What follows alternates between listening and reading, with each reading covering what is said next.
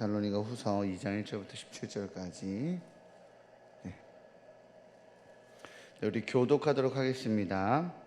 형제들아, 우리가 너희에게 구하는 것은 우리 주 예수 그리스도의 강림하심과 우리가 그 앞에 모임에 관하여 영으로나 또는 말로나 또는 우리에게서 받았다 하는 편지로나 주의 날이 이르렀다고 해서 쉽게 마음이 흔들리거나 두려워하거나 하지 말아야 한다는 것이라. 누가 어떻게 하여도 너희가 미혹되지 말라. 먼저 배교하는 일이 있고 저 불법의 사람 곧 멸망의 아들이 나타나기 전에는 그날이 이르지 아니하리니 그는 대적하는 자라 신이라고 불리는 모든 것과 숭배함을 받는 것에 대항하여 그 위에 자기를 높이고 하나님의 성전에 앉아 자기를 하나님으로 내세우느니라. 내가 너희와 함께 있을 때에 이 일을 너희에게 말하는 것을 기억하지 못하느냐? 너희는 지금 그로 하여금 그의 때에 나타나게 하려 하여 막는 것이 있는 것을 아나니 불법의 비밀이 이미 활동하였으나 지금은 그것을 막는 자가 있어 그 중에서 옮겨질 때까지 하리라. 그때 불법한 자가 나타나리니 주 예수께서 그 입의 기운으로 그를 죽이시고 강림하여 나타나심으로 패하시리라. 악한 자의 나타남은 사탄의 활동을 따라 모든 능력과 표적과 거짓 기사와 불의와 모든 속임으로 멸망하는 자들에게 있으리니 이는 그들이 진리의 사랑을 받지 아니하여 구원함을 받지 못함이라. 이러므로 하나님이 미혹의 역사를 그들에게 보내사 거짓 것을 믿게 하심은 진리를 믿지 않고 불의를 좋아하는 모든 자들로 하여금 심판을 받게 하려 하심이라. 주께서 사랑하시는 형제들아, 우리가 항상 너희에 관하여 마땅히 하나님께 감사할 것은 하나님이 처음부터 너희를 택하사 성령에 거룩하게 하심과 진리를 믿음으로 구원을 받게 하심이니 이를 위하여 우리의 복음으로 너희를 부르사 우리 주 예수 그리스도의 영광을 얻게 하려 하심이니라. 그러므로 형제들아, 굳건하게 서서 말로나 우리의 편지로 가르침을 받은 전통을 지키라. 우리 주 예수 그리스도와 우리를 사랑하시고 영원한 위로와 좋은 소망을 은혜로 주신 하나님 우리 아버지께 함께 읽겠습니다. 너희 마음을 위로하시고 모든 선한 일과 말에 굳건하게 하시기를 원하노라. 아멘. 할렐루야. 우리나라에서 가장 높은 관객수를 기록한 영화가 명량이라고 하는 영화입니다. 관객수가 1,700만을 넘었다고 해요. 그래서 현재까지는 1위를 차지하는 영화가 바로 명량입니다. 그 후속작으로 지금은 한산대첩을 소개로 한 한산이라는 영화가 영화관에서 지금 방영 중에 있습니다. 완성도는 명량보다 한 살이 더 높다고 하지만 코로나의 영향 때문인지 관객수는 명량에 한참 현재는 못 미치더라고요. 이순신 장군과 관련된 이 시리즈 영화를 좀 계속 내고 있는 김한민 감독은 한산이 지금 방영 중인데 벌써 그 다음인 노량, 이 죽음의 바다라는 이 영화를 이미 촬영이 들어갔다고 합니다. 노량해전 다 아시죠? 이순신 장군의 마지막 전투였던 그 전쟁을 끝으로 임진왜란은 종결이 되고요. 이순신 장군도 죽음을 맞이하게 됩니다. 노량해전에서 이순신 장군은 이미 승리한 전쟁이었지만 조선을 유린한 이 일본군을 살려서 돌려보낼 수 없다고 마지막까지 끝까지 추격합니다. 그러다 일본군의 총탄에 맞게 되어 목숨을 잃게 되죠. 죽음을 앞두고 이순신 장군이 하신 유명한 말이 있습니다. 다들 아시죠? 내 죽음을 알리지 말라입니다. 이미 승리한 전쟁이었습니다. 일본군들은 도망가고 있었고 도망가고 있는 일본 배를 향해서 이제 조선의 수군은 포를 쏘며 그냥 뒤쫓고 있었습니다. 다 이긴 싸움이었어요. 그렇게 다 이긴 싸움이었지만 이순신 장군은 자신의 죽음이 조선의 수군에게 알려지지 않기를 바랬습니다. 왜 그랬을까요? 다 이긴 전쟁이었지만 이순신 장군의 죽음이 조선 수군에 알려져 조선의 수군이 공포에 휩싸이게 되면 안 되기 때문입니다. 다 이긴 싸움이라도, 다 이긴 전쟁이라도 그들의 마음에 공포가 임하고 두려움이 임하면 자칫 전쟁의 결과가 바뀔 수 있기 때문입니다. 그렇게 자신의 죽음에 대해서 조선 수군이 모르기를 바랬습니다. 그저 전투에 충실하기만을 바랬습니다. 그래서 전투가 다 끝나고 나서야 조선의 수군은 장군의 죽음 소식을 듣게 되고 전쟁을 이긴 환호는 통곡으로 바뀌게 됩니다. 맞습니다. 이순신 장군의 판단은 정확했습니다. 마음이 흔들리거나 두려움에 장악되어 버리며 다 이긴 싸움도 지는 경우가 있습니다. 그래서인지 오늘 사도 바울은 예수님께서 십자가에서 이미 다 이겨놓으신 이 영적 전쟁을 이기는 법으로 뭐라고 표현하고 있냐면 흔들리거나 두려워하지 말아야 하는 것이라고 설명하고 있습니다. 우리는 오늘 본문 2장 1절부터 17절까지의 내용을 통해서 이 종말의 때에 어떤 일이 일어나는지, 무엇을 통해 이 종말의 때를 알 수 있는지를 우리는 참 궁금해합니다. 그것이 우리가 성경 안에 기록되어 있는 종말에 대한 기록을 바라보는 시각입니다. 나쁘지 않다고 생각합니다. 중요한 시각이라고 생각합니다. 그러나 오늘 바울은 종말에 대한 문제들에 대해서 이 데살로니가 성도들의 호기심을 만족시키는 것이 아니라 종말의 사건들로 인해서 놀라는 가운데 자신들의 구원에 대해 확신을 갖지 못하는 이 신자들에게, 두려움 가운데 있는 이 성도들에게 절실한 마음으로 목회적 위로를 하고 있는 것입니다. 마음이 흔들리거나 두려워하지 말아야 한다라고 말입니다. 그것이 오늘 바로 성경에서 그리스도인들에게 요구하는 종말을 맞이하는 태도입니다. 1절과 2절입니다. 같이 읽어보도록 할까요? 시작. 형제들아, 우리가 너희에게 구하는 것은 우리 주 예수 그리스도의 강림하심과 우리가 그 앞에 모임에 관하여 영으로나 또는 말로나 또는 우리에게서 받았다 하는 편지로나 주의 날이 이르렀다고 해서 쉽게 마음이 흔들리거나 두려워하거나 하지 말아야 한다는 것이라. 아멘. 제가 신학교 한 2, 3학년쯤 되었을 때였어요. 그때 종말론에 관심이 많았습니다. 당시 저는 이제 전도사가 아니라 그냥 교회 청년으로서 신학생이었습니다. 부모님께서 이 장로님으로 계시는 교회에 출석 중이었고, 그 교회는 상가에 있는 미자립 아주 작은 교회였습니다. 청년부 담당 사역자가 따로 없어서, 교육부서를 담당하는 사역자가 따로 없어서 아이들이 체계적인 신앙교육이나 신학교육을 받은 적이 없습니다. 그런 상태에서 이제 부모님과 저는 따로 다른 곳에서 학창시절에 신앙생활을 하다가 고등학교를 졸업하고 부모님이 원래 지금 다니시던 교회 근처로 이사를 가시고, 이제 너 신학생이니까 교회를 위해서 좀 애써봐라 이러면서 요구를 하셔서 열심히 그 교회에서 신학생이지만 전도사는 아니지만 전도사처럼 여러 가지 역할들을 담당하고 있었습니다. 당시에 제가 종말론에 대한 관심이 있어서 이에 대한 호기심으로 청년들과 함께 연구도 하고 공부도 하고 북스터디도 하고 자료도 조사하고 등등 여러 가지 공부를 좀 열심히 했어요. 당시에 종말에 일어날 자연적인 현상과 정치 외교적인 현상과 사회적인 현상, 어떤 현상들이 일어나는지 자료를 찾고 어떤 주장들이 있는지 공부했습니다. 종말과 관련된 이제 단체도 찾아보고 종말의 때 일어날 일들도, 일어난다라고 말하는 일들도 청년들과 연구했습니다. 종말론과 관련된 내용들이 좀 자극적이긴 합니다. 어떤 SF 영화나 스릴러 영화 같은 느낌도 나고요.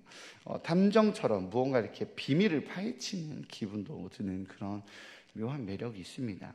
그러던 중 함께 신앙생활을 하던 이 남자 청년이, 그렇게 함께 연구와 공부를 함께 하던 청년이 갑자기 교회를 떠났습니다. 정말 갑자기 교회를 떠났어요.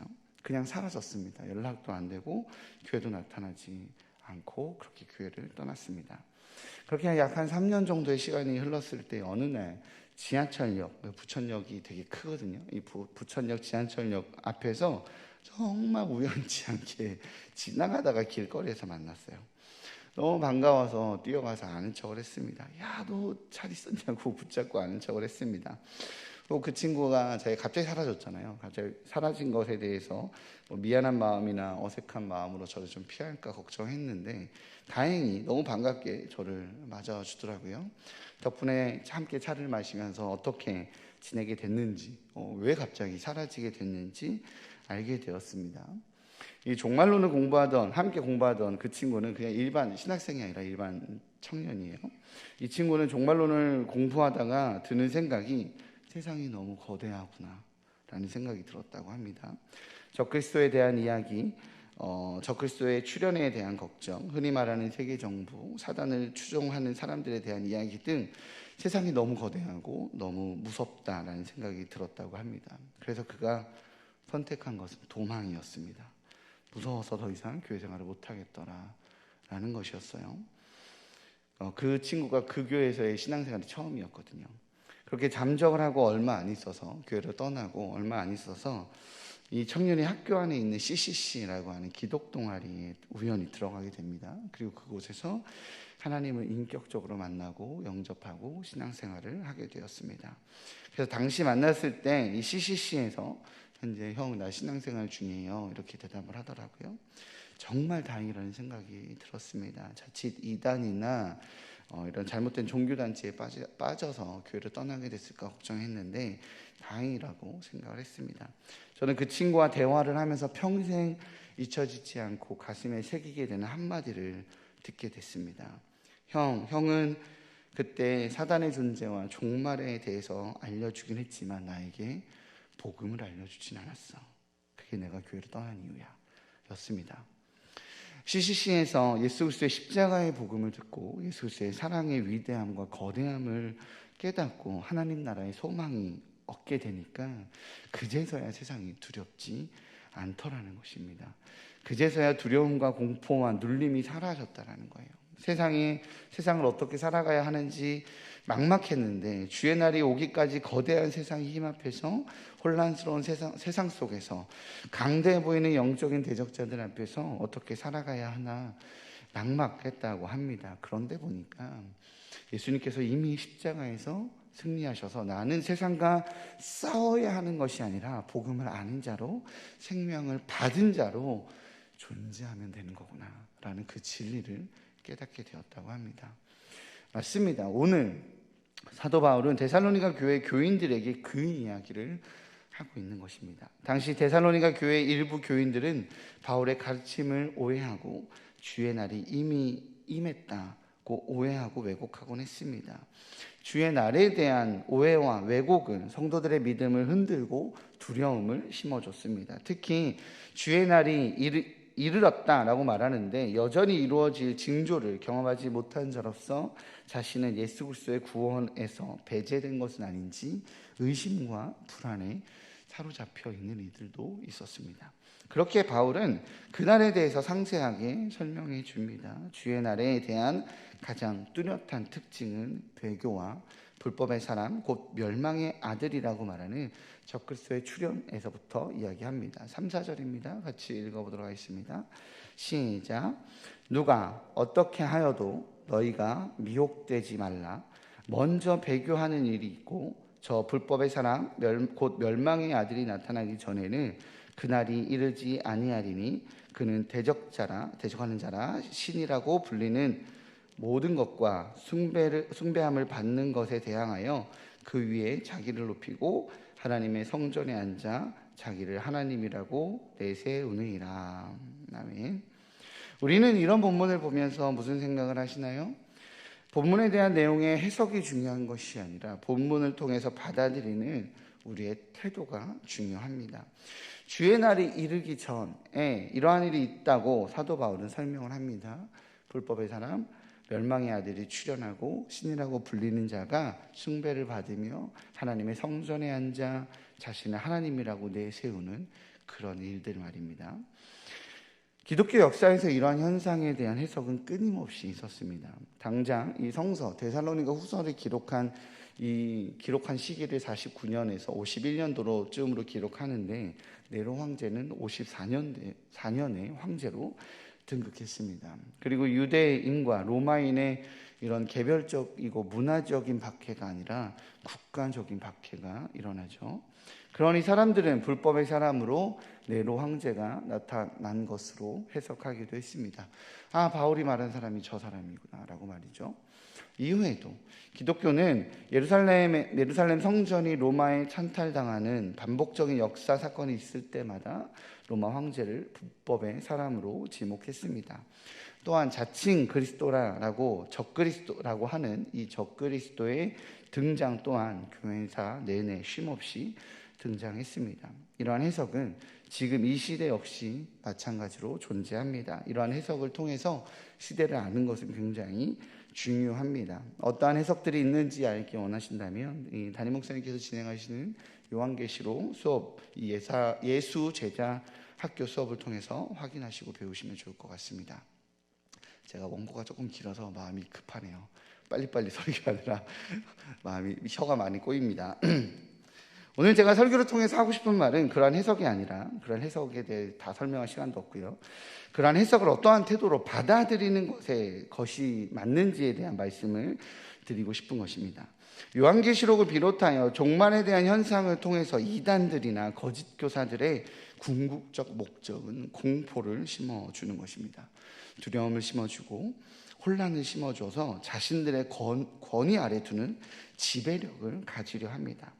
그래서 성경에서 말하는 우리에게 주어진 일상에 대한 책임감이나 하늘의 가치를 지키며 이 그리스도인으로 살아가게 하는 것이 아니라 세상의 고통에, 세상의 아픔에 그냥 해석하는 존재로 살아가게 됩니다. 그리고 자기들끼리만 구원받았다라고 말하는 어떤 섬 같은 데 들어가서 나만 구원받으면 돼라고 말하는 이상한 행동들만 하는 거죠. 세상에 대해서 함께 아파해야 하는데, 회복을 위해 몸부림쳐야 하는데, 저것들이 죄지어서 하나님께 벌 받는 거라고 손가락질만 해대는 거예요. 나는 구원받았다라는 그 묘한 안도감과 함께. 당시에도 그랬습니다. 당시에 유행했던 고전적인 우화 중에서 치킨 리튼에서 보면 도토리가 주인공 해니페니의 머리 위에 떨어지자 그 해니페니는 뛰어다니면서 이렇게 소리 지릅니다. 하늘이 무너지고 있어요. 하늘이 무너지고 있어요. 라고 그렇게 소리 지르며 야단법석 하고 있는 겁니다. 도토리가 하나 떨어졌다고. 이는 도토리가 떨어지는 이 작은 현상에 세상이 무너질 것 같은 공포에 휩싸였었던 이 기독교인들을 조롱하고 있었던 그런 우화입니다. 주의 날에 대한 초점이 종말, 세상의 멸망, 악한 사단의 강성해진 모습으로 인해서 혼란해진 세상에 대한 두려움에 머물러 있다는 거예요. 그러나 오늘 성경이 말하고 싶은 것은 그것이 아닙니다. 오늘 바울은 5절을 통해서 자신이 이미 데살로니가 전서에서 교인들과 함께 종말에 대해서 이미 말했다. 내가 종말에 대해서 어떤 시각으로 바라봐야 하는지 이미 가르쳤다라고 말합니다. 그리고 그 내용의 핵심이 무엇인지 한 번 더 상기시킵니다. 8절입니다. 8절 함께 읽겠습니다. 시작. 그때 불법한 자가 나타나리니 주 예수께서 그 입의 기운으로 그를 죽이시고 강림하여 나타나심으로 패하시리라. 아멘. 맞습니다. 주의 날에 대한 설명을 하면서 바울이 하고자 했던 말의 핵심은 불법한 자의 종말입니다. 그런데 데살로니가 교회 교인들은 불법한 자의 종말과 불법한 자의 징계가 아니라 나의 종말과 나의 심판에 초점이 맞춰져 있다는 겁니다. 우리처럼 말이죠. 주의 날에 대한 주권은 하나님께 있습니다. 예수님께 있습니다. 그런데 성도들의 마음이 흔들리거나 두려움이 임하면 그 주권과 능력이 하나님에게 있는 것이 아니라 사단에게 있는 것으로 착각하게 됩니다. 마지막 때의 권세가, 사단에게 강력한 권세가 시각적으로 눈에 보이게 임한다라고 생각하기에 그에게 권세가 있다라고 오해하게 되는 거예요. 그래서 두려움으로 배교하고 신앙을 떠나게 됩니다. 사도 바울은 데살로니가 교회 교인들에게 그 이야기를 하고 있습니다.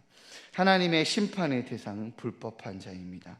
사단이고 적그리스도입니다. 그런데 심판자이신 하나님의 심판과 성도의 구원이라는 이 진리의 복음을 믿지 않고 불의를 좋아하고 마지막 때의 주권을 불법한 자에게 주는 이들은 그들 또한 주님께서 심판하겠다라고 말합니다. 12절입니다.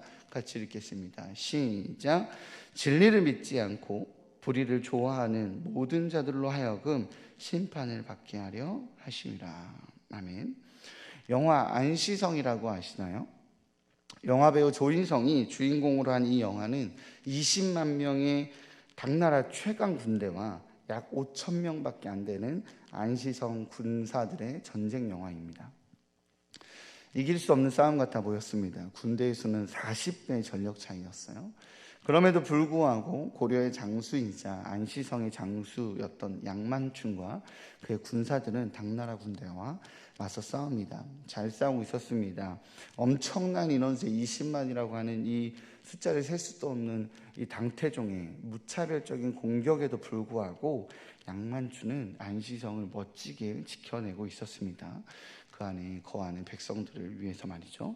그런데 이 안시성 안에 신녀라고 말하는 여인이 하나 있었는데, 이 여인은 이 20만 당나라 대군을 결국에는 막지 못하고 안시성은 무너질 거라고 생각했습니다. 그 안에 두려움이 임해서요. 그래서 양만춘의 특수부대가 적진에 수행하려 했던 특수작전을 당태종에게 알립니다. 그렇게 신녀의 배신으로 양만춘이 적진에 보낸 이 특수부대는 몰살당하게 됩니다. 양만춘을 믿고 성주를 믿고 그냥 그 안에 잘 거하면 누릴 수 있는 승리였습니다. 신뢰함으로 협력하면 누릴 수 있는 승리였어요. 그러나 두려움에 휩싸인 신녀는 정보를 팔아넘기고 배신하였고 결국엔 사형에 처하게 됩니다.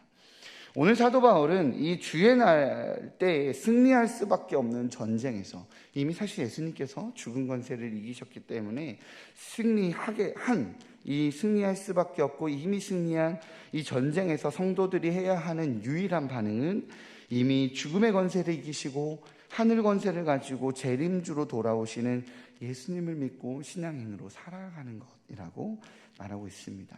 두려움이나 불안함으로 흔들리거나 배교하거나 세상을 향해 나가지 말고 그저 주의 안에 거하고 있으면 된다라고 말씀하고 계시는 겁니다. 사랑하는 일산충실의 성도님들, 세상은 끊임없이 자신을 크게 보이게 하죠. 실제로 작지도 않고요, 그죠? 돈으로, 권력으로, 권세로, 과학으로 하나님이 아닌 자신들이 훨씬 더 큰 존재라고 말하며 우리를 부르고 있습니다. 심지어 이제 시간이 얼마 안 남았다고 세상에 넘쳐나는 자연재해와 질병과 전쟁과 같은 현상이 우리에게 끊임없이 주고 있는 마음이 있습니다. 바로 두려움입니다. 미련하게 바보같이 신앙 하나만 붙들고 있는 것이 그러한 것이 미련한 것이고 바보 같은 것이고 잘못된 것이라는 두려움을 우리에게 줍니다. 그러나 하나님께서 우리에게 하시는 단 하나의 말씀은, 하나님의 말씀은 나의 안에 거하라 입니다. 모든 주권과 모든 권세가 나에게 있으니 나의 안에 거하라 라고 말씀하고 계십니다. 세상이 점점 더 세상과 함께 하자라고 말하는 이 시대 속에서 복음과 함께 거하시는 우리 일산충신의 성도님들 되시기 바랍니다. 주님 안에 거하시는 그런 우리 일산충신의 성도님들 되시기 바랍니다. 그래서 세상이 주는 두려움이나 혼란이 아니라 하나님과 함께 거하기에, 하나님 품 안에 거하기에 세상이 감당하지 못하는 사람, 오히려 세상 가운데 하나님의 선제된 하나님 나라를 누리며 살아가기에 세상 속에서 하나님의 영광을 드러내고 하나님 나라를 확장시키는 우리 축복된 성도로 살아가시는 일산충신의 가족들 되시기를 주님의 이름으로 축복합니다. 기도하시겠습니다. 하나님 주님 감사합니다. 주님, 때론 세상이 거대해 보입니다. 그리고 세상은 그 자신의 모습이 거대해 보이고 신앙의 모습이 작아 보이게 하려고 갖가진 노력을 여전히 하고 있습니다. 실제로도 우리는 그렇게 골리앗 앞에 선 다윗처럼 나는 한없이 작고 세상은 거대해 보이며 세상의 모든 권세가 그렇게 세상에 있는 것 같아 보일 때가 있습니다. 마지막 때에 점점 더 그러한 모습들은 강성해질 것입니다. 그래서 우리는 때론 착각합니다. 하나님, 마지막 하늘의 권세가 하나님께 있음을, 마지막 때의 권세가 하나님께 있고 하나님의 심판은 당신의 성도들에게 있는 것이 아니라 불법의 사람에게 있다는 것을 놓칠 때가 있습니다. 하나님, 우리에게 두려움이 임하는 것이 아니라 우리 하나님께서 종말의 때에 가장 중요한 마음가짐은 감사라고 하셨던 것처럼 우리에게 영원한 생명을 주신 그 하늘나라를 주신 하나님의 그 온전한 선물을 주신 하나님께 감사해하며 그 안에 평안함으로 이 땅 가운데 하나님을 드러내는 축복의 통로로 살아갈 수 있도록 붙들어 주옵소서. 이 모든 말씀 예수님의 이름으로 기도합니다. 아멘.